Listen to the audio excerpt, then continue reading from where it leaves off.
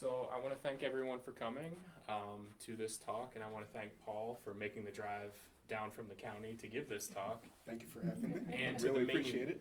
And to the Good to Maine see everybody. Humanities Hope he's Council. getting mileage. Hopefully, well, that's the Maine Humanities Oh, Council. there we go. So It's nice to be down though. Phyllis isn't giving him mileage for this one. Phyllis is the treasurer at the library. Awesome. But we hope you enjoy it.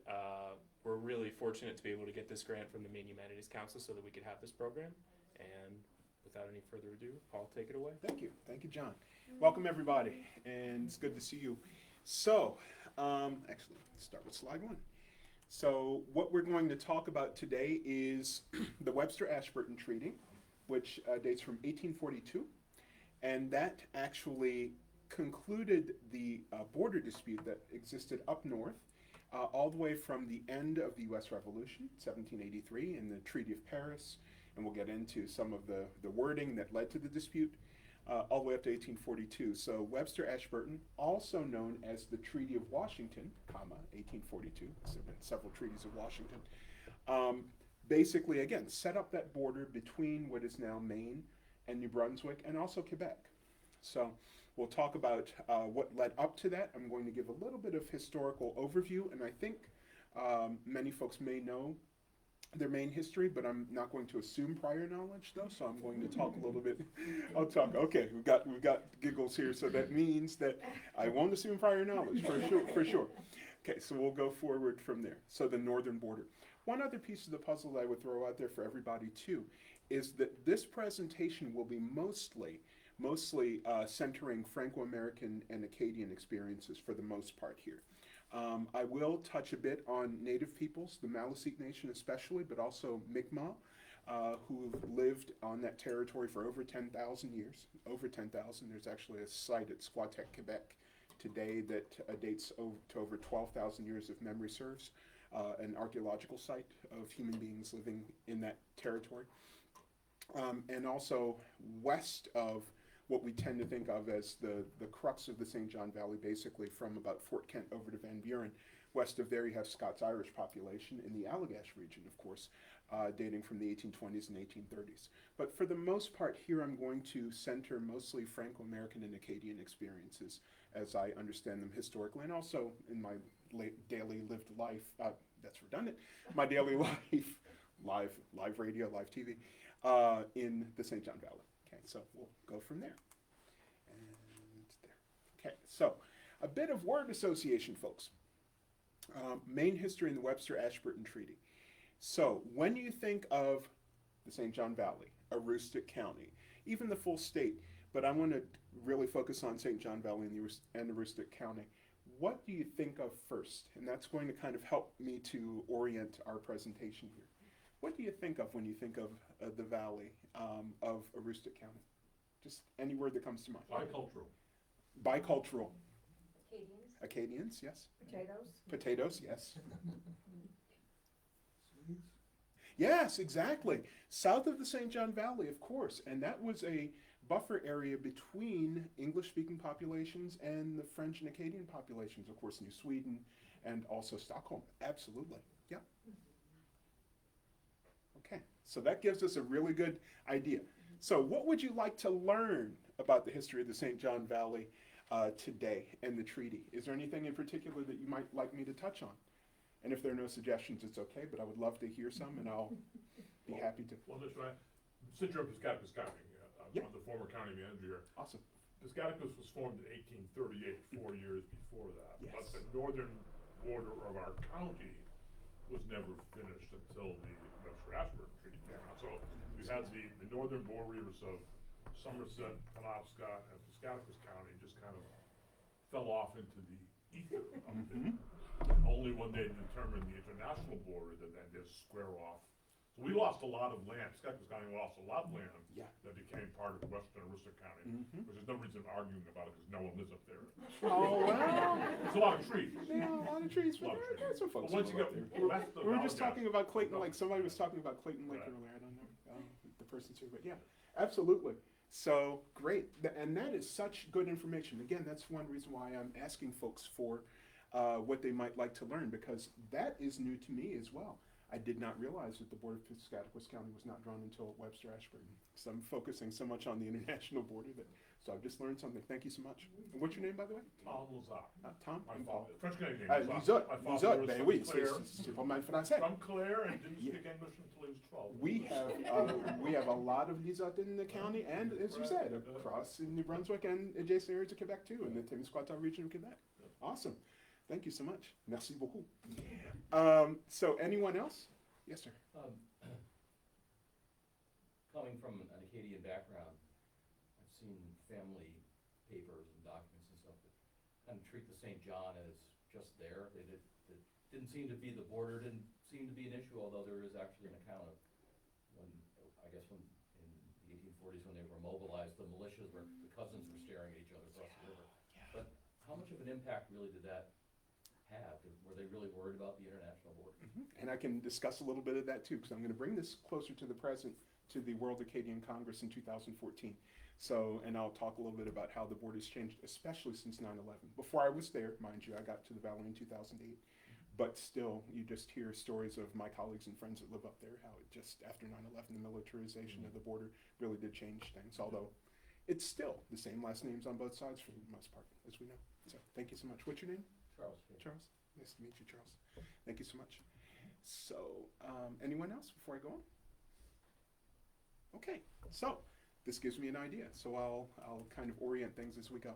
I'm just going to give 5 quick terms here, and this is, I'm talking a little bit of historical shop here. Diachronic. What I'm going to cover today, basically from roughly the Treaty of Paris, 1783, up until really the present, or close to the present, at least 2014 roughly, with the World Acadian Congress, that is what we call change over time, or diachronic history. So I'm going to put my linguistic hat on here for a minute. So dia, from the Greek through, and then chronic, so it sounds like perhaps something that has to do with disease, right? Like we have some medical folks in the house. My friend in the back here, she's a medical person. It does not have to do with disease, but it is the same root from the Greek. So chronic comes from chronos in Greek, which means time. So through time. So change over time. So we're going to see a diachronic piece, but we're also going to see a synchronic piece here. Synchronic. Synchronic, basically, syn, with, chronos, again, time. So with time. So basically, that's what we call snapshot history. So we're going to be taking a few little snapshots by way of maps with the aid of cartography today as well. So think of it a bit like an x-axis and a y-axis, and I'm horrible at math, but still, x-axis and the y-axis, the x-axis being more maybe the diachronic history, y-axis centering those spots, basically those little, those synchronic or with time pieces. In other words, just a snapshot at a particular moment. Conjuncture, that's basically kind of tying it all together, both the change over time and also those little snapshots. And then I'm going to talk a little bit about this term, teleology, another Greek term. Teleology, teleos meaning purpose, ology the study of. So what is the study, what is the purpose behind history? And as we know, history is written by humans, The past was made by humans too, but the past is done, it doesn't change. However, the history, our recounting of the past does change depending on our sources. Depending, frankly, on our own, and we're all human, we all have our biases. Depending on our biases, depending on the sources we find, the sources we don't use, omission is as important as what is said sometimes. So we'll talk a little bit about that, because there are different versions of the history as told, and I tend to try to go up the middle, because my area, I did my PhD in Orono in American and Canadian history, so I do, and I tend to specialize more with French-speaking history in North America, mostly Quebec, but I do Acadian history as well. Quebec was my focus, but the Acadian piece is very important, certainly being where I am. And then multiculturalism. I'm going to throw out the multiculturalism piece here for everyone too, because as one who happens to be African American, we tend to think multiculturalism in terms of race, in terms of, yes, ethnicity too. But I would very much posit that the study of the St. John Valley is very much multicultural, because within the group of those who are of majority European descent, there is such a panoply of different origins. And as we know, in Maine, people who were of Acadian and Franco-American descent had a great deal of discrimination for a very long time because of their language and their Catholicism. So again, the multicultural piece is more than what we've looked at maybe in the last 50 years being having to do with race. It does include that, yes, but I would very much say that Franco-Americans and Acadians fall into the multicultural umbrella, absolutely. So, and I see it every day up north with my friends and colleagues with whom I interact. So, that's going to kind of give a little bit of the structural framework of what I'm going to talk about today too. So, most of us, we know the map of New England, but it is always worth pointing out the area I'll be discussing here. So, clearly, that would be up here, right in the St. John Valley. And again, the one piece that I would put forth is that the French-speaking area of northern Maine largely starts at about Sear Plantation, Hamlin, right here, and that's right across from Grand Falls, New Brunswick, or in French, Grand Sault au Nouveau-Brunswick. And I'll talk a little bit about that history, how Acadians ended up in this area, and there were also some that came from the lower South Shore of Quebec. I won't go into all of that because this is going to center more on the border and the border dispute. But just so we are clear, the areas that are mostly French-speaking, it's here. Obviously, most of Quebec, but the part of New Brunswick that is the old Madawaska settlement. And yes, there's a Madawaska, Maine, but there's also Madawaska County, New Brunswick, and the old seigneury that was given to the lords that were in New France. The old Madawaska seigneury looks roughly like this. So it includes the Témiscouata region of Quebec, it includes northwestern New Brunswick, and what is now northern Maine. So again, that settlement largely, and I'll get into it, that settlement existed before that line was drawn in 1842. So that makes, and this is one of the theses of my talk today, that very much makes the discussion of French speakers in this part of Maine, and yes, New Brunswick and Quebec as well, but in this case I'm going to center on Maine. That makes the French speakers in this part of Maine, Franco-Americans and Acadians, makes their experience very, very tremendously, light years different from what you have in the rest of the state, with the possible exception of Old Town. And I'll talk about that. I'll just give a little overview. The first big outmigration from here was south toward Old Town in the 1830s and 1840s. So a lot of the same last names you see in Old Town, Cyr, Pelletier, or Pelletier as we tend to say in English, but Pelletier, etc. Those names, a lot of those came from the valley. So Old Town gets a bit of an asterisk as far as that being a bit different, and I lived in Old Town for 6 years as well. But when we're talking about other French-speaking communities in Maine specifically, Augusta, Waterville, Lewiston, Auburn, Biddeford, just as examples. Those are a very different experience because most of those, the ancestors of the folks who live there now that are Franco-American, largely, and Acadian too, largely came from Quebec or New Brunswick, so they came across a border. Folks up here, they were in the place in the 1780s, the border was drawn in 1842. Very different experience. So again, we'll talk more about that as we go forward. So, and again, just a political map of Maine that we were talking about, and I forgot your name again. Tom Lazat. Tom, okay, Tom Lizat. Wait, I have to say your name the French way. You just have to. My father was Augustin. Augustin, bon, parfait, that's awesome. So thank you, Tom. So as Tom said, this was very much established really with the Webster-Ashburton Treaty, which drew these lines basically in 1842, actually not south of there, that's the north line up to the intersection with the St. John, but these lines right here, that was basically drawn in 1842. And actually, northern New Hampshire too, we'll get into that, finding the source of the Connecticut River as well, that had to do with that, Webster-Ashburton. So, all right, so I want to give a little bit of an overview, folks, on Maine history. Just a brief overview.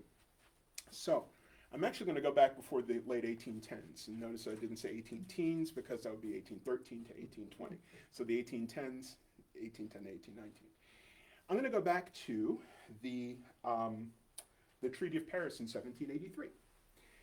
And so that ended the U.S. Revolution formally. Of course, Yorktown was the last major battle in the U.S. Revolution, 1781, but the signing of the Treaty of Paris, ratification, 1783. So basically in 1783, the Treaty of Paris stated that the border between the United States, and of course at that time Maine was a portion of Massachusetts, as we know, until 1820, but the border between Maine, so the United States at that point, Maine and British North America would be St. Croix River, and they had to find the St. Croix. I won't get into that whole story about the St. Croix River, but once they found the source, going northward to the height of land, that's the key phrase, the height of land that separates waters that flow into the St. Lawrence River. And I'm just going to go back. I'm going to take the liberty and go back to the slide here. Separating the waters that flow into the St. Lawrence River from those that flow into the Atlantic Ocean. Well, folks, between the British and the US, there was a dispute as to what constituted the Atlantic Ocean, and I'll explain. So I'll explain. So, in the British mind, as far as the negotiators were concerned, the Bay of Fundy, which is right here, was what fed into the Atlantic, but was not an integral part of the Atlantic Ocean. So that basically meant that the height of land would be further south, because of course the St. John flows into the Bay of Fundy, but for the British, it did not flow into the Atlantic Ocean. Therefore, the line should have been around Mars Hill, basically. And then, and we'll get into the maps later, in the case of Maine, this was an integral part of the Atlantic Ocean, so the Maine border would have gone up here within about 10 miles of the St. Lawrence River, 10 to 12 miles roughly of the St. Lawrence River. So that term, the height of land, they weren't sure what that represented, both the British and the American sides, because this had not been particularly well mapped out. So it left a lot of ambiguity, and it would remain that way for a good 6 decades, as we saw, from 1783 until 1842. And we'll get into that with our maps. So let me fast forward a little bit to Maine statehood. Okay, so statehood movement in Maine, I won't even give that much of an overview other than to just talk about the fact that there was a wish by Southern senators, because of the institution of slavery, to keep the number of slave states and free states the same. So in order for Maine to come into the Union at that time, Southern senators insisted that there be a slave state that would come into the Union, in the case of Missouri, or Missouri, as a lot of folks would say out there today. So there were 10 states with slavery and 10 free states at that point. But when you add Maine and Missouri, it would make 11 each. So that is how Maine comes in, but again, with an ill-defined northern border. So that is important here. And then the Upper St. John Valley up to the Treaty of Washington, disputed territory, just like I hit upon just a bit ago. So here's a map at the time of Maine statehood, basically. Get it to work, there we go. So again, there's one thing I don't like about this map. I like a lot about it. I like the different colors showing the states that did in fact allow slavery and the states that were considered free states. But what I don't like is this, because that border was not, if this is 1820, that border was still in dispute, basically. But that is the modern day border, of course, of Maine. So that makes sense. But again, you can see the Missouri Compromise line, 3630, 36 degrees, 30 minutes, which basically the compromise was this, that north of that line, slavery would not be permitted in territories, but Missouri as a state, even though it's north of 3630, except for the boot heel here, basically would allow slavery. So that is what allowed Maine to come into the Union in 1820, and then Missouri in 1821. And the Missouri Compromise was a series of bills. It wasn't just one bill, basically. So that gives us a little bit of an overview of that as we move forward. But again, that northern border, even though it's drawn on this map, it was not determined at that point. So let's delve into the maps. This is, and I will give a shout out to my friend and colleague Libby Bischoff, Dr. Libby Bischoff, who runs the Osher Map Library. She is a wonderful friend and a wonderful colleague down there. And she was kind enough, along with her staff, kind enough to pull out maps to show me, including probably the best known map among most Maine history enthusiasts, the Moses Greenleaf map. Very interesting. And I'll tell you, and this is, and it won't show on the screen here, Has anyone been to the Osher Map Library here? Okay, a few. Oh, good, good, good. So you all know Libby then, probably, as well as the other folks who work there. So, has anyone seen the Greenleaf map, the 1820? Oh, good. So you all know what I'm talking about. I'm preaching to the choir here. That's awesome. What's that? I'm sorry. Greenleaf lived in Piscataqua. That I did not know. Thank you. House still stands in Williamsburg Township, Oh. up the hill from Brownville. My word. Well, thank you so much. See, I'm learning stuff. That is awesome. Okay, so Greenleaf, of course, was a lawyer, Esquire, and he was a cartographer in his free time as well. So this map, I love the Greenleaf map because, and many of you here have seen it, the colors after 200 years are as bright and as vibrant. That's the one thing that really struck me, is the condition of at least of the map, of the Greenleaf map that is housed at the Osher Map Library. When you have it on the table, and as you all probably remember, that map is literally, it's longer than my arms here, and I've got a pretty good wingspan. It's longer than that. Awesome, okay. It's the 1815 map. Okay. Look by the clock. Okay. Oh, yes, I do. Okay, I see it. I'll take a look on the way out, actually. Awesome. Well, thank you so much. So, one of the original maps that they have at the Osher Map Library, 200-year-old map, and it is vibrant almost as yesterday. And that is one of the first things that struck me. Just the colors, they just jump out at you. So let's take a look at it here in its digital version. And this is washed out, unfortunately. This is nowhere near as vibrant as it is in person. But it is quite interesting here that Greenleaf, again and again, Piscataqua County's border is not defined at this point. 22 more years before that would be the case. We can see up here, though, even Greenleaf doesn't even give a northern border. It still kind of continues. There's no clear, on the northwestern side, yes, but up here there's not. And here he has written, waters falling into the Gulf of St. Lawrence, right there. And of course that would be going in that direction. So here we can see obviously Penobscot County, Somerset County at that point, eventually Piscataqua, obviously, but Somerset County here, and Washington County as we know. So, interestingly enough though, in this area here, you have a couple of inscriptions. And if you look closely, it basically says French settlement on the south shore of the St. John River here. This is the St. John. French settlement, 200 families. They were really on both sides of the river, but he has it inscribed on the south side. And then up here to the north, and this would be modern day Edmundston, New Brunswick, right across from Madawaska, Maine, of course, where there is a Maliseet Reserve. There's a Maliseet Reserve that is surrounded by the city of Edmundston, right downtown. And it says here, and the reason why I say that is it says on the map, French and Indian villages. That's what it says there. So very, very interesting indeed. So I would keep this in mind as we go forward, because we can see all of the townships here in the central and southern eastern parts of Maine as well, down here, even western Maine. These right here that would become part of Aroostook County, you do have those townships that are set up on the north line, basically. So here's the thing with Greenleaf. Greenleaf, his cartography has left us a wonderful legacy, just to be able to look at this and to analyze and digest history.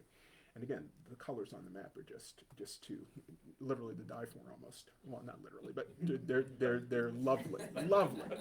So again, when you see it in person, and many of you have. So again, though, I would keep in mind what we have up here: French and Indian villages, it says, his quote, and also French settlement, 200 families. So let's go forward and look at another map. This is 1820, yes, correct. We're going to look at a map of 1828. We're going to go forward 8 years, and I don't know if this map isn't quite as well known, but some of you may be familiar. Okay, so I will draw our attention to, so 1828 map of the inhabited part of the state of Maine. I won't read all of this. And the population and valuation of taxable property in each district at the year 1820.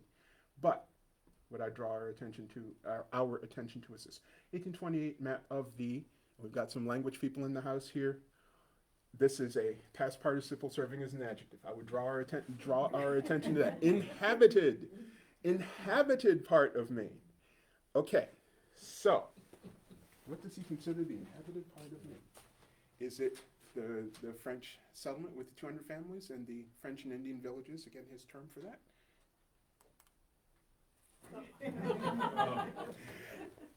And folks, I am not, and I promise, I am not, Mr. Greenleaf, please don't turn over in your grave. This is not a criticism of Moses Greenleaf. It's just to show the incredible complexity that is in the mind of folks. And we all have it too. Every one of us is chock full of even contradictions, but paradoxes as well. So again, it's not to call him out other than just to kind of show the little bit of inconsistency here, and it's not a criticism, just to say that here, this inhabited part of Maine really and obviously this is part of what is now Hancock County, basically, or parts of Washington and Hancock both. This only goes about as far north as, speaking of Brownville, right? Well, you have to put where he lived on. Yeah, well, there you go. Absolutely. Absolutely. Now, see, 2 and 2 is making 4 for me. Thank you so much. So, yes, Brownville right there. And of course, you have, this passes Dumbkeg right there. So, then Howland. And of course, we're in here, Dover, Foxcroft, this area. So, very interesting that basically, this is what he sees as the inhabited part of Maine. Now, I did have someone point out to me, and rightfully so, that these are the areas that were taxed. Yes. But, what about this? This is the one part that is a little bit inconsistent too. And again, nothing can be perfect because we're all human, as was Greenleaf. So again, I'm just pointing this out just as a historian, not to be unkind to Mr. Greenleaf. That's not the idea here. These areas that are now part of Aroostook County, though, are on that map. So it's interesting that he didn't extend the map up that far. And this is 1820, 8 years before. So again, it's just interesting the contrast that we have that's going on between what he sees as the inhabited part of Maine, even though you have French settlement, 200 families, French and Indian villages up here, and also areas that could be taxed, these townships that would be right along here. So just, again, just an interesting historical complexity and a richness that maybe we don't always think about. But just for me as a historian and someone who loves cartography, I grew up, well, I'm going to nerd out here with you. I grew up reading road atlases when I was a kid, so I've always loved maps. I can get you from New York to LA. I can get you from New York to San Francisco. Just go out. Actually, that's I-80. That's easy. But anyway, you get the idea. I love maps. So again, just kind of pulling this apart now with some historical training I've been fortunate enough to have through my time in Orono. Kind of in that direction now. So speaking of geography. Okay, so there's that map again. Now, so let's move forward. And this all has to do with Webster-Ashburton too. This is one part of Webster-Ashburton, folks, that is not as well known, and that is that it also had to do with finding the source of the Connecticut River in northernmost New Hampshire, up toward Pittsburgh, New Hampshire, the border of Quebec up there. And so this map that I'm about to show you, in 1836, again, 6 years before Webster-Ashburton was ratified, this is a map of the sources of the Connecticut River, and they had to find that, and they did. Here, again, this is the northernmost border of Maine, and eventually they would find that source, and the border would go just about like that. So you've got part of Vermont here, and then New Hampshire there, Vermont over that way, and of course Maine here, western Maine. So, and Coburn Gore, roughly where you'd go across, is probably about right where my finger is, just to give you an idea. Thunder River is about right there. So, again, this is another map that is very interesting, that is a part of the Webster-Ashburton Treaty that we don't always talk about. Now, I'm going to draw your attention to one thing here. And this map is actually from, it's an American map, it's from Boston, actually. Timor's lithography, Boston, it says here. But the wording, I love the wording here. It's very ambiguous. Highlands contemplated in the Treaty of 1783. That is and again, being a linguistically minded person, that's a stroke of genius. You can't get away from the ambiguity, and that's what it is. Contemplated in the Treaty of 1783. And again, eventually they would find that. But these maps are just so fascinating, and to be able to analyze them, and even the language used, because this tells us a lot about the orientation, historically and otherwise, of the folks who are, so historically and culturally, of the folks who made these maps. And again, maps are made by humans, and even our maps today, even though a lot are computer generated still, They're curated by humans, so that certainly still counts today. But these are obviously drawn and created by humans as well. So there's going to be a certain analysis and a certain wiggle room.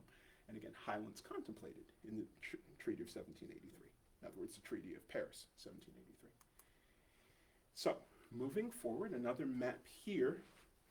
Now, this one is from the Boston Times, so newspaper. So another American map. We're going to look at a British map too, because I do want to try and, again, as a historian, I would be, I would do you a disservice if I didn't cover all of the different ones. But these are American maps so far. We'll look at one British map in a bit. One in particular that gives us a lot of good information, good historical information. So, map of the disputed territory with a full description at the Boston Times. So let's take a good look at this map here. 1839, first of all, so 3 years before Webster-Ashburton would be concluded. Actually, before I go into this map, and it's something that I didn't really outline before, there was this dispute, basically, the border dispute was largely, obviously, between London and Washington, but it had a lot to do with folks in the state of Maine, as we know, because a lot of Mainers, such as Moses Greenleaf, wanted that border to go all the way as close to the St. Lawrence as possible because of lumbering, obviously, very valuable timber. But the border dispute probably would have been resolved earlier if it weren't for the insistence, and again, I'm not criticizing or not criticizing, I'm just saying if it weren't for the insistence of a lot of folks from Maine further south who wanted to be able to have access to that timber and to have that as part of the state of Maine. Understandably, it's great economic value. But if it were left just to Washington and London, the border dispute probably would have been settled in the 1820s, most likely, shortly after Maine was, after it became a state. So there was intervention, not in the psychological sense, obviously, but there was an intervention of the King of the Netherlands, William, King of the Netherlands. It was requested by Washington and London to try to settle the dispute. And just so you know, and we'll see it in some of the maps later, the line that the King of the Netherlands proposed was very close to what Webster-Ashburton ended up drawing definitively in 1842. So, but again, like I said, there was an insistence, a lot of folks in southern Maine that wanted the timber for the state of Maine. Folks like John Baker, and some folks who may know the name John Baker, who was from more southerly part of the state and moved up to the what is now the St. John Valley or the Madawaska territory early. But again, French settlement and native settlement was up there first. So let's take a look at this map. Let's come back to 1839 and look at this one. So it's harder to see, but what I would do is draw your attention to this. So, map of the disputed territory, office of the Boston Times, and here's the St. John River here. Here's the Maine claim up there, and they filled it in. Although Greenleaf it was kind of not clear for him. British claim here, roughly Mars Hill westward, right? But notice the inscription on the map. So this gives an idea of the orientation of the publishers of the map. Notice the word state is above the British line. State of Maine. So again, and understandably, these are folks, and of course in Massachusetts too, because as we know, after Maine, or as many of us know, after Maine became a state, Massachusetts still held a certain amount of the unorganized territories, 50%, as we know, for quite a while after statehood. So Massachusetts still have an economic interest here. So state above the British line of Maine, right there. So again, just little things like that kind of show us the orientation, not necessarily good, bad, or indifferent way, but again, as a historian, you notice things like this, and it's important to point them out. Right there, state of Maine. So again, that is the biggest thing about this map that I would draw your attention to, is just the inscription of state, which is in the disputed territory, actually. Okay, so moving forward. And this, Maine and the disputed territory, another map, a U.S. map by the Family Magazine, and again, there is an increase during this time of literacy rates in the U.S., more people getting formal education. As we know, education can come in a multitude of different ways, and literacy is not. We know that. Literacy is not an indicator of intelligence in and of itself. It has nothing to do with that. But it's just the idea that because more people were able to read and write, they're able to take advantage of these maps more easily. So we have that. So the Family Magazine piece here in 1839, 3 years before, the border would be definitively drawn. And so we'll take a look at this one and analyze it a little bit here. Okay, so this one is interesting as well. So it says the boundary according to Treaty of 1783. So we know that it's very much a map that was that originates in the U.S. most likely, or has a U.S. Bent to it, because this is the claim by Maine. The boundary according to the Treaty of 1783. And then notice how it's in bold almost. It has a border around, literally a border around the border here. You can see it in gray. There's a line claimed by Great Britain, just a little dotted line. This one, it's screaming at us in bold. So it's so interesting to look at this as historians. It's fascinating. And then we have land sold by Maine here. But it's this idea that this border here is so stark, as if to say, this is the real border, but that's what the British want. And this, just like right here. Another piece of this map, folks, I mentioned the King of the Netherlands. Line proposed by King of the Netherlands. That's what it says right there. And it's not exactly as it would end up being, but the King of the Netherlands did use the St. John River in the area in which I live as the border, basically. So again, it is written here on the map, line proposed by the King of the Netherlands. So again, just so fascinating when we pull these things apart and get to analyze them and think about them. Yeah, sure, absolutely. Did the attempted annexation of the Penobscot, Piscataquis kind of river basin during the War of 1812 have any impact? Not directly, not to my knowledge, as far as I know. And as we know, the War of 1812 ended up being an impasse anyway. Yeah.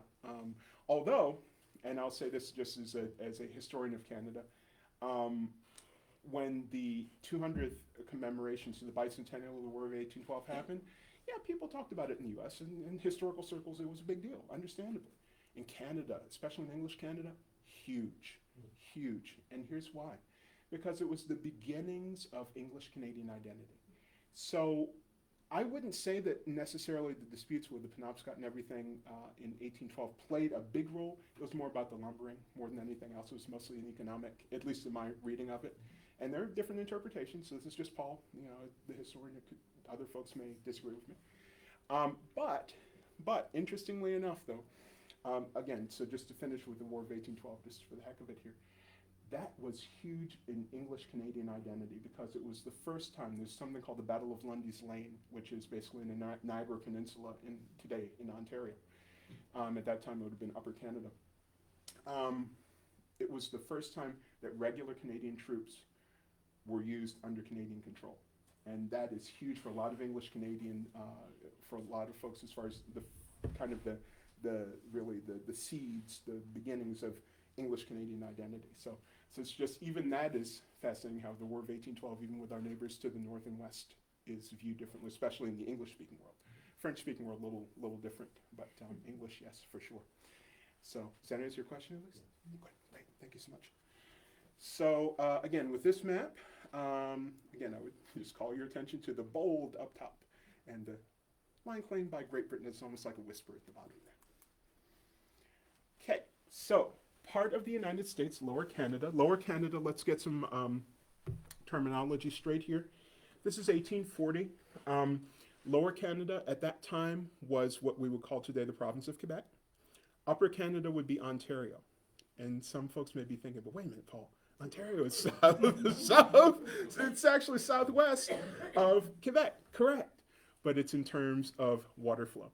Lake Ontario is, I'm just pulling this totally out of the sky, I think somebody can check, 245 feet above sea level, I believe, at the average lake, because it depends on the year. I believe it's 245 feet above sea level, and then it flows into the St. Lawrence. So that is higher than Montreal, which is just a few feet above sea level. So you're actually flowing downriver. That's why it's Upper Canada, Ontario, Lower Canada, Quebec, despite the geography. So that's important. And again, as a historian of Canada, I'll put that hat on for a second just to make sure our terms are straight here. And New Brunswick. Well, wait a minute. Isn't New Brunswick part of Canada? No, not till 1867, because what was considered Canada at that time would have been basically Quebec and Ontario. Quebec, Lower Canada, Ontario, Upper Canada. New Brunswick was its own province. It was a British, or its own colony, I should say. The colony of New Brunswick at that time would not become, obviously, part of Canada until Confederation on July 1st, 1867. Same thing with Nova Scotia, too. So that's why you see the difference, Lower Canada and New Brunswick here. So, again, a U.S. map. Jemima M. Mason was the map maker's name from New York. And we'll go ahead and take a look at this one, too. See what we see what we find. Alrighty, so, a few things here.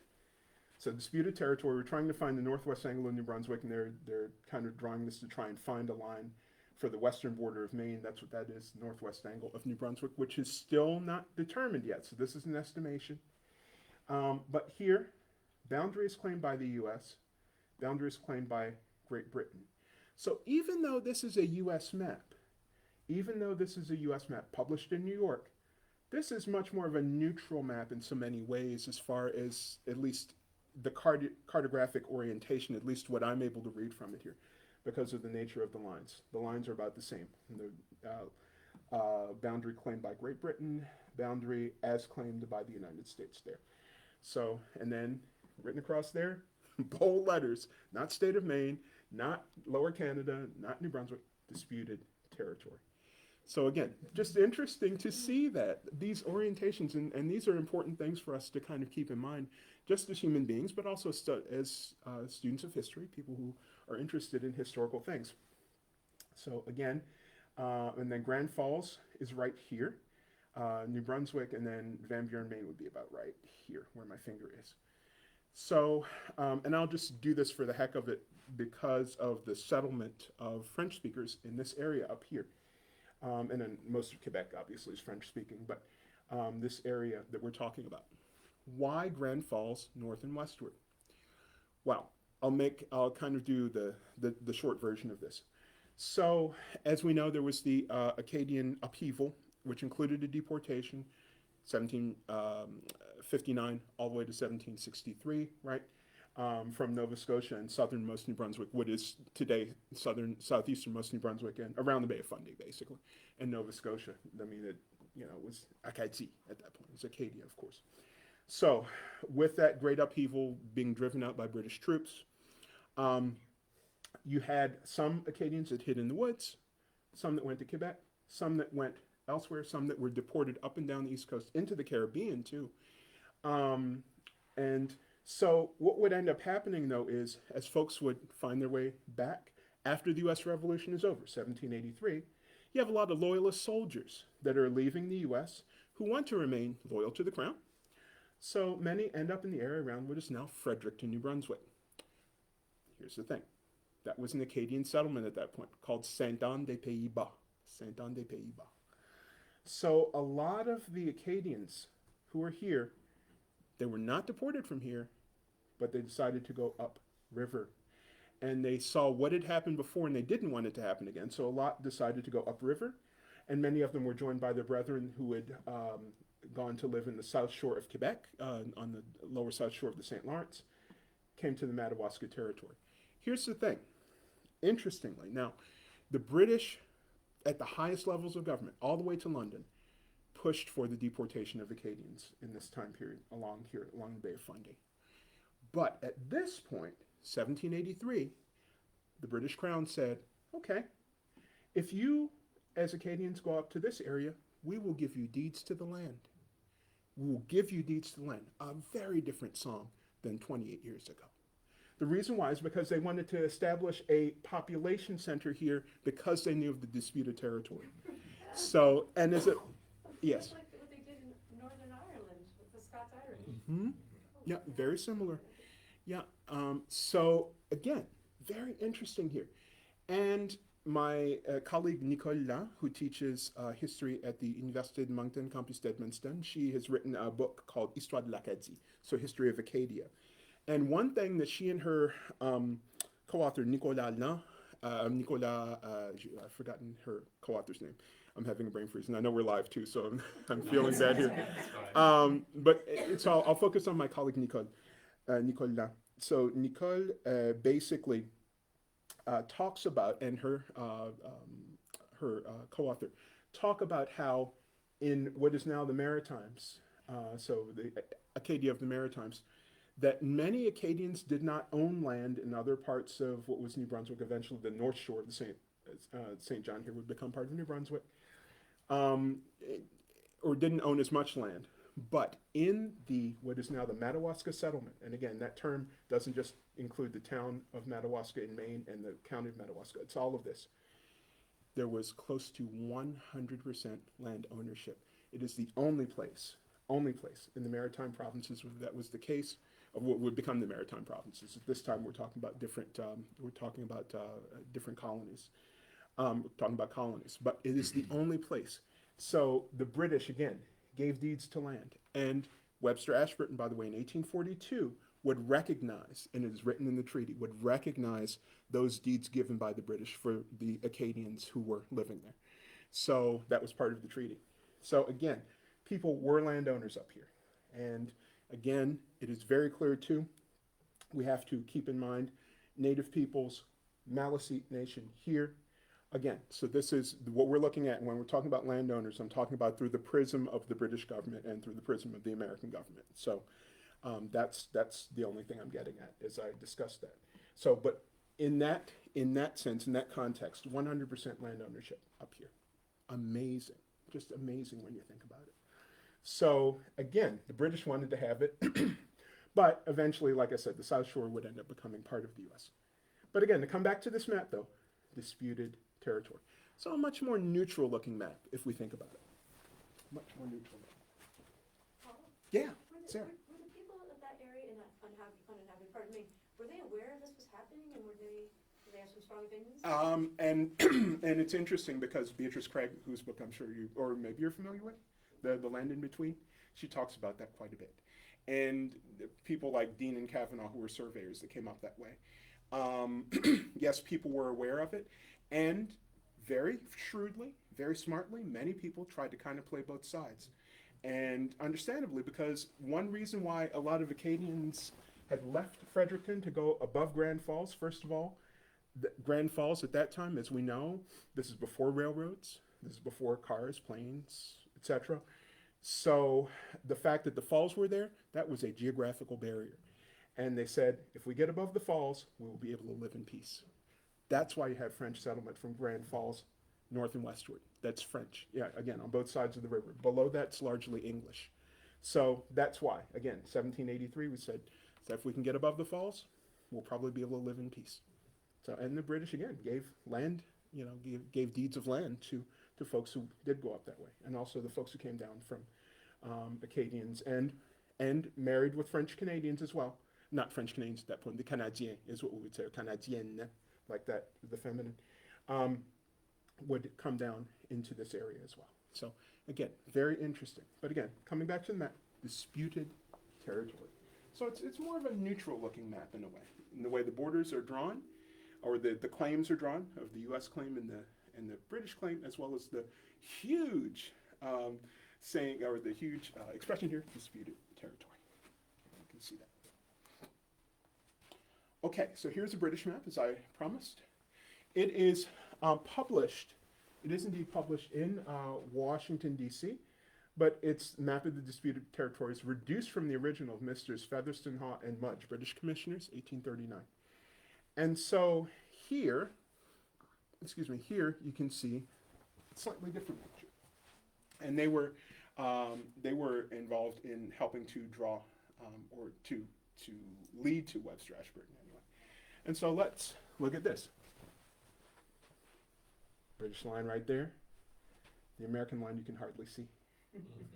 Very interesting indeed. And notice too, I would draw your attention to the fact that this basically is a straight line. It doesn't really follow mountain ranges and this kind of thing. So again, this is a very, very a telling map as well. And one more thing again, Lower Canada being what is now today, or what is today Quebec, New Brunswick is its own entity under the British Crown at this point. Sarah, do you have a question? Oh, sorry. Okay. So, and then you have written here, Madawaska Settlement. Madawaska Settlement. So, of course, you have this area that is settled by French and Acadian. And again, when I say French, I'm thinking of Canadiens, so from the lower South Shore, and Acadians came upriver. So, Was the part above the line there, would that be considered part of Lower Canada, or would that be a part of New Brunswick? yes and yes, because here's why. Because the northwestern angle of New Brunswick would not be determined until after Webster-Ashburton. So even that area was in dispute within the British colonies. Yeah, that's kind of disputed. Okay. Yeah, exactly. So it's fascinating when you think about that too, because and there's a book by Thomas Albert, or Thomas Albert if you want to anglicize, but Thomas Albert, who wrote Histoire du Madawaska, History of Madawaska Territory, and that came out around 1920. I don't have the exact date. It was in the early 20s. I don't remember just off the top of my head. And that was one argument that Abbé Albert made, that basically the Madawaska population served as a bridge between Canadiens, so French-speaking Canadians here, and Acadians here. So he didn't really talk about the areas being largely Acadian, and today, especially on the U.S. side of the river, but even on the New Brunswick side, and to an extent in Quebec, especially after the World Acadian Congress in 2014, you have much more of an Acadian sensibility today, much more so. But even Thomas Albert, when he wrote his History of Madawaska, and again, that's the Madawaska settlement, he largely, one of his main points in the book is to say that this area kind of serves as a bridge, culturally and otherwise, between Acadians in what would then be the Maritimes and Québécois. The term Québécois was not used at that point. Canadien Français would be the term, or French Canadian here. So again, kind of as a bridge. But to come back to this map again, that line is very clear. This one, yeah, it's a bit faded, if you will. It fades a bit into the sunset. So yes, indeed, this area or this map is clearly one that has more of a British orientation to it, and we understand that given Messrs. Featherston, Hall, and Mudge. So, given their position. Okay, so 1840. We're getting close. We're getting very close to 1842. So this one would have been a story sheet map collection. This would have been used in schools. It would have been used, and it would also appear in some newspapers and this kind of thing. A U.S. map by John Tallis and Company. So here. Now, this one, it kind of cuts off the northern edge a little bit, but it does include some of the disputed territory for Maine. But we're getting closer to the map that we would eventually see in 1842. And even this map of Maine, it's a bit off. The north line isn't quite, and the St. Croix River comes out a bit further east than that. But it's not to criticize. It's just to show that, again, map making was an imperfect art. It even is today, even with computer assistance, as we know. But again, you can see up here, and actually on this is the inscription. It's a Madawaska settlement, actually, up here, right up there. So very, very interesting when you look at this map as well. And again, you can see it's a map that's intended to teach U.S. history. It's a patriotic map in its origin here, with George Washington there, Benjamin Franklin there. And that, actually, having grown up in Annapolis, Maryland, about 45 minutes south of this, that's the original Washington Monument in Baltimore, before the one in D.C. was built. So that's actually that right there. But again, to come back to this, you can see we're getting a bit closer to the border with the border we would finally get in 1842. So, 1840, this is map A, and this is an official map that was used by Webster and Ashburton and other cartographers that were actually drawing and surveying the area. The map A, this is reduced from map A, and you can see this is much more of a neutral map in many ways, because you have roughly the same amount of emphasis given to the U.S. claimed line and the British claimed line here. And this is the map that they would use eventually to draw the map, to help them orient the surveying for the map that would be eventually that they would come up with eventually in 1842 in the final border as we would see it. So again, fairly neutral map, but this was an official map, again, reduced from the official map A, as it says, yeah, by the United States and Great Britain. So, and now we're going to skip past 1842. They've drawn the border, and this is a map by the Army Corps of Engineers. And so, of course, still in existence today. And you can see, Thomas Jefferson Lee and others as well. Oh, and the map before that was Albert Gallatin, who was fairly well known, by the way. Albert Gallatin is a map maker. But this one is going to show us the map as, or the border of Maine, the northern and western border of Maine as we know today. There we go. So, March 1843. It includes Rouse's Point, New York, because that was part of the Webster-Ashburton, the 45th parallel, etc. I won't get into that. That's New York and on the other side, Vermont as well. So let's stick with this here. And so we have boundary found by determined by the Treaty of 1842 right there. And I would call your attention to a couple of things here. So we don't see the disputed line anymore. That's not the British disputed line at all, and we don't see the U.S. disputed line really either. I mean, it's there, but it's kind of fading into the woodwork. So, Canada. It says Canada, not Lower Canada, but Canada. New Brunswick, we know. And again, they still haven't determined the northwestern corner of New Brunswick. Eventually, they would after Webster-Ashburton. But I would draw your attention to the fact that says Canada. Because in 1840, there was something called the Act of Union, 1840, 1841. The Act of Union that basically, and I won't go into all the cultural pieces because that's a different discussion for a different day, and I could talk about it for a long time. But just know this, that there was a rebellion basically in what was Lower Canada, was today Quebec, and Upper Canada too, against the British government and against lack of representation, etc. But they were not interested in becoming, some folks did want to kind of push it. There were some patriots, the Patriot Rebellion, that did want to kind of push to be part of the U.S., but most just wanted better representation in government within the British system. But that rebellion was put down in both places, and what they ended up doing was uniting what is now Ontario and Quebec into United Canada, Canada Uni in French. So that's why it says just Canada here instead of Lower Canada, and then New Brunswick there.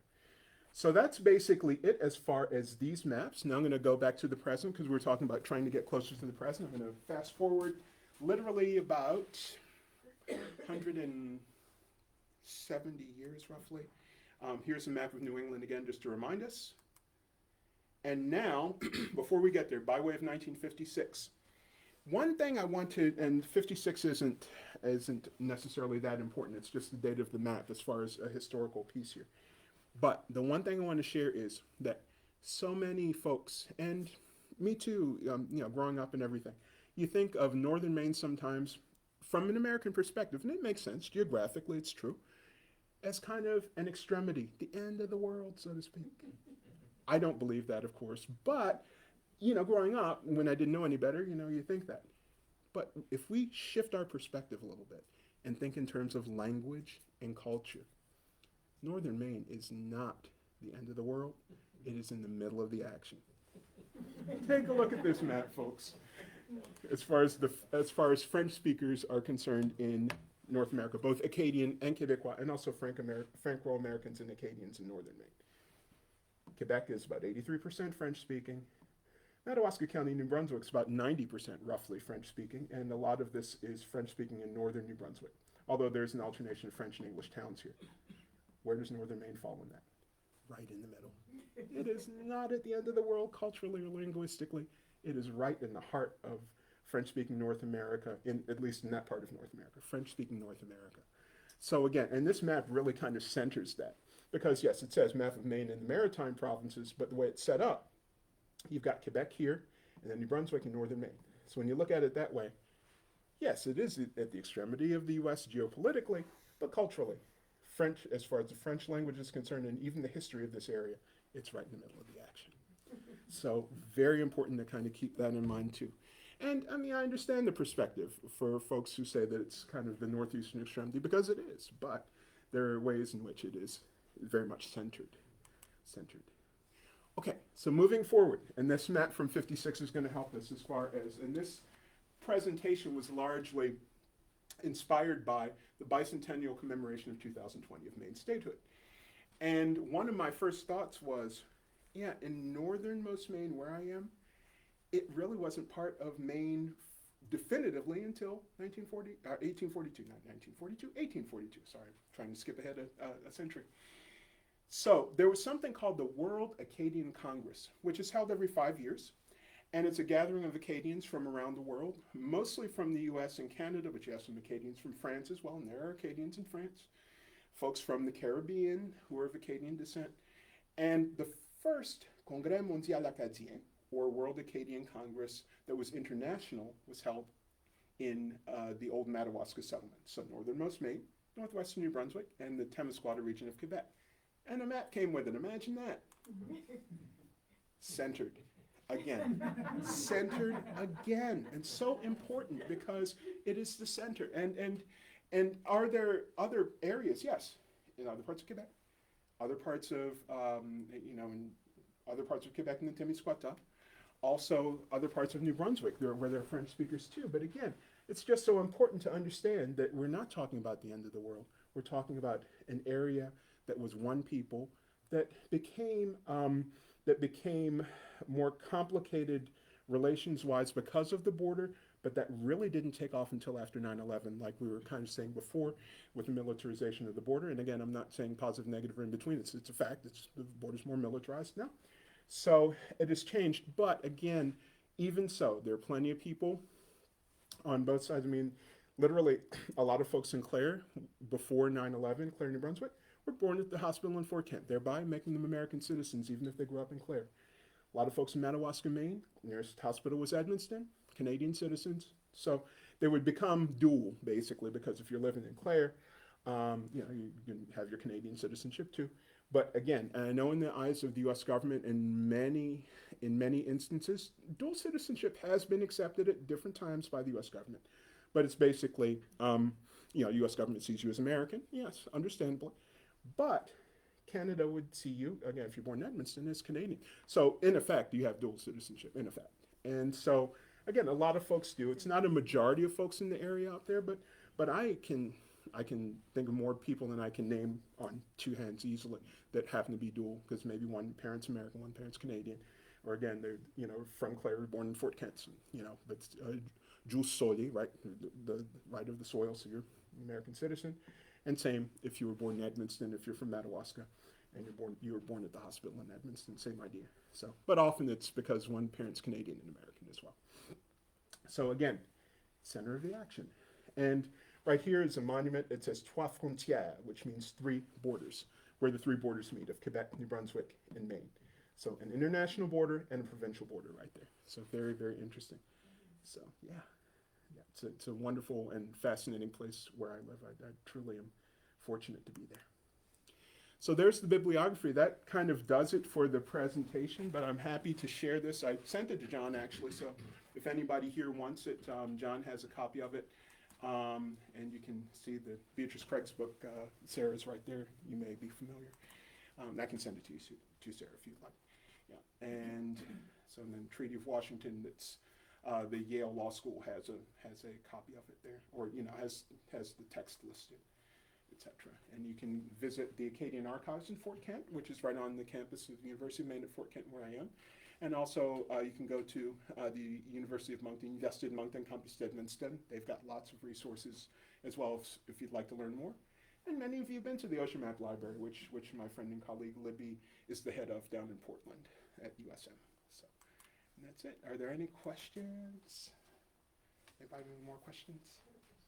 Sarah. So you're talking about the differences between the Acadian and the Quebecois experience. Mm-hmm. You hear a lot about how the French Canadians were, the Franco-Americans were oppressed, the last century, not being allowed to speak French in school and being punished. Was that true in both cases? Yes, yes, yes, yes. 1919 and 1969 was the Maine law that basically said that French can only be taught as a foreign language in school. Now, interestingly, like I said, the experience of Franco-Americans outside of the St. John Valley is different, and Acadians outside of the St. John Valley is different. But up there, because French was on the territory decades before English was there, which one was the foreign language in the St. John Valley? So again, the unjustness of that is just, it jumps out at you. And it is possible to, obviously, because obviously we know, speaking English once you go to different parts of the US and everything, it's a must. It's very important, and people want to speak the language as well. But French was the heartbeat and the heart and soul of the culture up there. And for that to be called a foreign language, interesting. So again, and like I said, this presentation is very important. This presentation is largely centering the Franco-American and Acadian experiences. So, and that's kind of the intention of the presentation here. So, because like I said, I could do one more on Scots-Irish from the Allagash, or Maliseet and Mi'kmaq on the territory as well. But here, it's just for the purposes of the presentation, I'm looking more at the Franco-American and Acadian experiences. My relatives came to Winterville, Yeah. Maine, and they only knew French, and then they moved to Guilford, and my aunt went to school, and she could not speak English at all, Mhm. and she was ostracized because of the language barrier. Yeah. And the other side of that too is up there. I've heard this story. I just heard it recently. And this is across the border. In I can't remember. It's Saint-Basile or is it? Anyway, around Edmundston, they're starting to get folks of Ukrainian refugees. And oh no, it's actually Saint-Quentin. It's Saint-Quentin, so it's a little bit northeast of there. I'll just show you actually on the map here where Saint-Quentin is.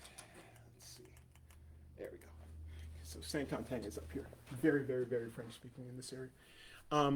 And a lot of the kids, 4 or 5 years old, speak only Ukrainian. And actually a lot of folks, especially in Eastern Ukraine, are Russian speaking too. And that's a lot. I studied in the former Soviet Union as well, the very last year of the existence of the country, 1991. And actually my former wife is of part Ukrainian and part Russian descent as well. So I have some connection culturally and otherwise to that area. So the point being though, that you have Ukrainian refugees basically, or Ukrainian people who are fleeing the conflict with Russia, who are arriving, and literally within 2 or 3 weeks, people are able to learn French. It's over 90% French speaking in this area at the schools. So it's possible to do it, but that doesn't take away from the punishment that happened to kids during that time. That is, I mean, it's unconscionable really. But the language continues to survive in northern Maine, and the culture does as well. So, and it's still, although the language is slowly diminishing on the U.S. side of the border, still it is spoken daily. I mean, I use as much French as I do English in a day, including on the U.S. side of the border, with my colleagues and friends at UMFK, and also I live in Senegat and with my friends in Senegat and Frenchville as well, in Madawaska. So it is still very much alive. Sadly, it's diminishing, but there's a very real sense of Acadian and Franco-American identity too. So I forgot whose question that was. Sarah, oh, anyone else have any more questions or? Yeah. When we learned about this in school, Mhm. when we went back, it was, they always talked about the negotiations are playing out while the bloodless and rustic war. Yes, and I need to going touch on. on that. And, Absolutely. of course, they've been through the blockhouse in Fort Kent. Mm-hmm. Fort Fairfield was also a military garrison. Absolutely. Holton was also. There's Yep. still military street in Holton. But Yep. that was more like geopolitical saber rattling. It was never a danger of actual hostility. Mm-hmm. And I should have touched on the Aroostook War. Absolutely. And there's only, of course, so much time to go around. But yes, absolutely. And the other piece of the puzzle, too, is there was one fatality. It was a horse that was killed. There was a horse killed during the Aroostook War. But no human fatalities during that conflict or during the saber rattling, as you so justly put it. Absolutely. Awesome. Thank you so much. Anyone else? Questions? No? Thank you. Well, thank you. Thank you, folks. Thank you so much, folks, for having me.